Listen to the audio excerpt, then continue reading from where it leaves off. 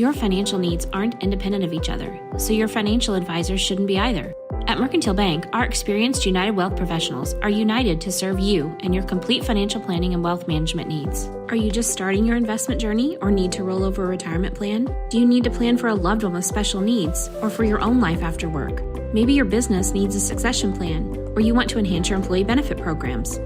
Whatever steps you need to take, our United Wealth experts are ready to take them with you. Together, we are united. Hi, this is Ron Kinscherf. This is the Business Spotlight brought to you by Mercantile Bank, and we have a very special guest, Mackenzie Finlea, Quincy graduate, right? Yeah. Okay, so now you're in Chicago, and you're working as a freelance director, correct? Indeed, yep. Okay, so how did this come about that you wanted to be a director? Is this something you always wanted to be growing up, or were you bossy as a kid, or I how'd was this shake definitely out? called bossy as a kid. That was probably the start of it. I started actually at the Quincy Community Theatre. Uh-huh. I was stage managing there a little bit. I assistant directed a little bit, but mostly I was acting. Uh-huh. And then I started going to school, and I started as a stage manager, and I kept telling the directors what to do until finally somebody pulled me aside and was like, you can't say that, or you have to switch your role. So Okay. I said, okay, So you switched your role. switch the role. So you do have a degree in directing, though. That is something I you do. can get. Yes. Okay, I so- got my BA in directing from Webster. Okay, and that's a very good school for arts. Okay, so what was your plan prior to going into directing? Did you want to be a stage actress? When I was a kid, Yeah. I always wanted to be an actress, and then I started applying for schools, and I sort of realized, I didn't want to audition for the rest of my life. I wanted to be on the other side of the table, Okay. which is how I started stage managing. I thought that would be an easier sort of into the industry, until I realized it's not exactly what I'm suited for. I still do it on the side every once in a while, but I just love telling people what to do. And you are doing that in Chicago. You were making a living as a director, Yep. which I think pretty impressive at your age. So you moved to Chicago after graduation, and how do you get that first gig, though, as a director? Did you have a resume built up or something like that? Yeah, I had. There's got to be a lot of people like you up there trying to get these gigs. There are. It is a tough climb. Uh-huh. I started, because I graduated in 2020. So that first year or so, I was not doing any theater because COVID, no one yeah. was, yeah. And so that first few gigs, I actually started as a stage manager, sort of building relationships with theater companies in Chicago. But thankfully, because I had my degree in directing, I had directed quite a bit throughout college. So I sort of just built on that and worked on my relationships with people, sort of getting my foot in the door. It's a lot about networking. Yes, definitely. And that's how you got the gig in Quincy right now, while you're in Quincy working at the Community Theater, and you're doing a kids play right now, right? Yeah, I'm working on Ghostlight down Okay. at the theater. And that was through your relationship with the people down here, obviously.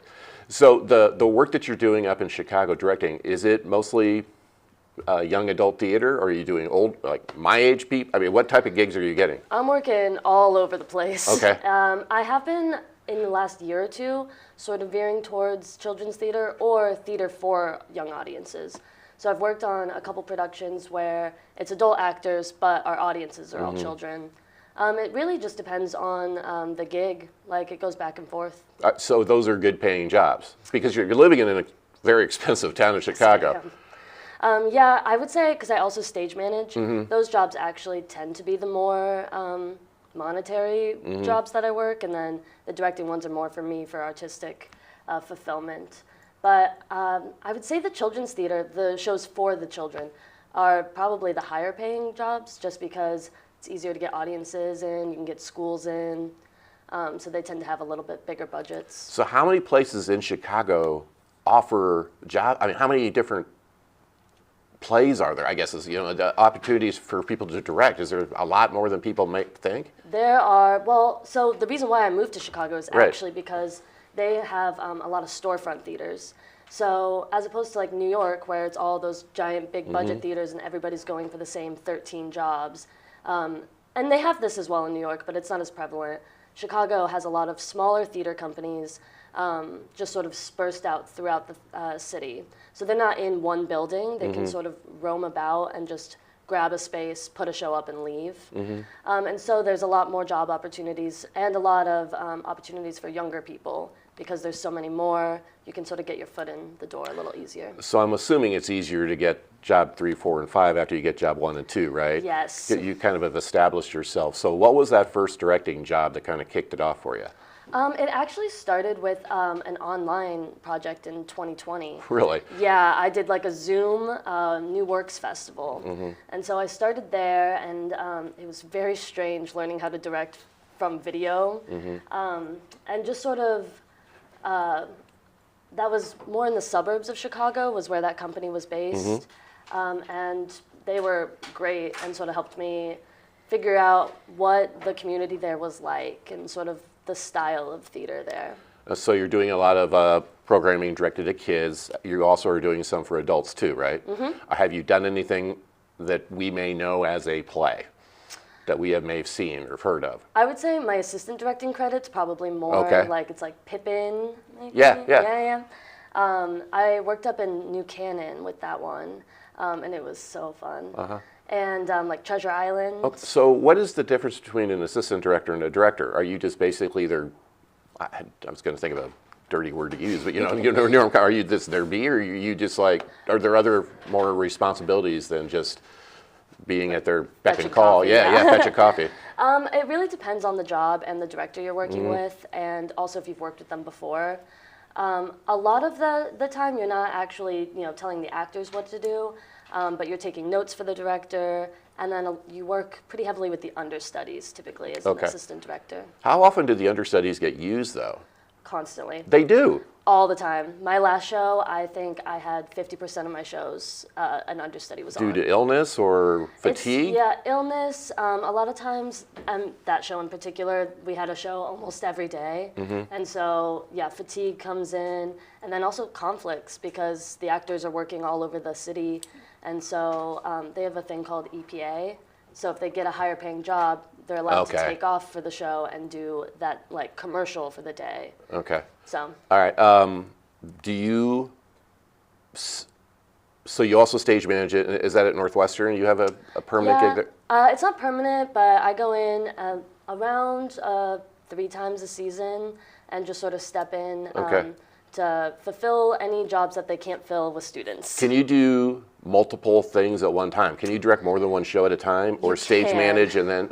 Yeah, it depends always on like the rehearsal schedule. So right before I came here, I was working rehearsals in the morning, jumping to teaching in the afternoon, and then going to rehearsals in the evening. You mentioned teaching, so you look at directing as teaching. I think so, yeah, especially because that show was with middle schoolers. And so while you're directing them, you're also teaching them what theater is and, all of the terminology and also how to be good people. Yeah, if you could choose an age group to work with for the rest of your life, what would it be? Money out, without considering money. I think middle schoolers. Really? Yeah, and I know that's crazy. But like, in theater especially, they're right at that good age where they're not super self-conscious yet, but they are able to take notes and sort of adapt more. And they have such a way of like looking at theater with like excitement. Whereas sometimes when you're working with professional actors, it's like, okay, I'm going to work now. Yeah. Do you have a so would you rather work with a play that has been done before, where it's already been blocked out and all that type of stuff, or something that's never been done before? Yeah, I lean towards never been done before. Especially in Chicago, they're doing new works all the time. Are they? Yeah. So like new work festivals are really popular, and it's fun, especially if the playwright is in the room, so you can kind of go back and forth and ask them questions and even do edits with them to like try and make the play more workable. But do you get to pick that, or does the festival pick the play? It depends. Yeah, I actually just interviewed for one where they're going to have like 10 directors, and each person is just going to look at all of their submissions and pick their favorite. But then a lot of times there is like a board that will go over all of the submissions. Okay. Is there a contest? It's like, so let's say it's a festival, there's like 8 or 10 plays being put on. Is there a contest where your play could win? That type of thing? Or is it just a festival of plays going on? It's typically just a festival. They do have some competitions every once in a while. And then in high school, they have the Thespian Society does, Right. a big competition. But typically, it's just sort of a showcase. When you're a director in Chicago, are you wearing a ton of hats? Like, are you doing props and painting and Oh, yeah. music and all that type of stuff? Definitely. I mean, it depends on how big the production Right, is. obviously, Yeah, but- you'll have a design team. But I'm always, like, bringing in things from my house where I'm like, I randomly have a hobby horse. We can use this. Mm-hmm. Like, so my house is actually just full of props now because I can't get rid of anything for fear Mm-hmm. of needing to use it in the show. Would you rather do musicals, dramas, or comedies, or do you have a preference? Or Yeah, I tend to lean either towards musicals or devised work. So work what's a that- devised work? Yeah, it's you're in the room and there's no script typically. You can have a concept and then you, with the actors, build the script or the show together. Oh, there is such a thing. Yeah, and it's one of So my favorite things to But do. how does a playwright? How is that even a play? So then there is You're no getting my playwright. point. Yeah, okay, so you would take a book or something like that. Yeah. Or just a concept? So like one that I've done is I took the concept of synesthesia and the color blue, and with my actors we sort of picked out 3 songs that sounded like the color blue to us, and then we created a bunch of movement, and they were like painting each other to these songs, and it's sort of just it was very out of the box. And You so- look better in red. Yeah. And I would love to do it in the red version. Yes. Perfect world. Would you? Okay. Before we get to the perfect world, have you done commercials or any video type stuff? TV episodes? Is that something you want to get into? Into it. My dream is to do some music videos. I think Okay. that would be so fun. And then I'm actually working on a short film right after this. Oh, really? Yeah. It's something you wrote, or is it something No, that it's you're something collaborating my with? friend wrote. He works for a production company and is just bringing me in. Okay, fun. Yeah. Okay, so and is the dream to go to New York though, or do you, I know you're happy in think Chicago. so. You don't think so? I don't think so. I might get some heat for this, but I kind of feel like New York is getting a little bit too expensive, a little bit too concentrated. There's so many people there that I feel like I would just be elbowing my way like through. Whereas in Chicago, it feels like a small town in a big city. Right. So I can go and get something at 2 a.m., but I also know all of my neighbors. Yeah. And I like love that. Well, thanks for coming in and telling your story. Yeah, of All right, course. Mackenzie Finlea, a freelance director living up in Chicago, Quincy High School, native. went through that dramatic program there. This has been the Business Spotlight, brought to you by Mercantile Bank. Your financial needs aren't independent of each other, so your financial advisors shouldn't be either. At Mercantile Bank, our experienced United Wealth professionals are united to serve you and your complete financial planning and wealth management needs. Are you just starting your investment journey or need to roll over a retirement plan? Do you need to plan for a loved one with special needs or for your own life after work?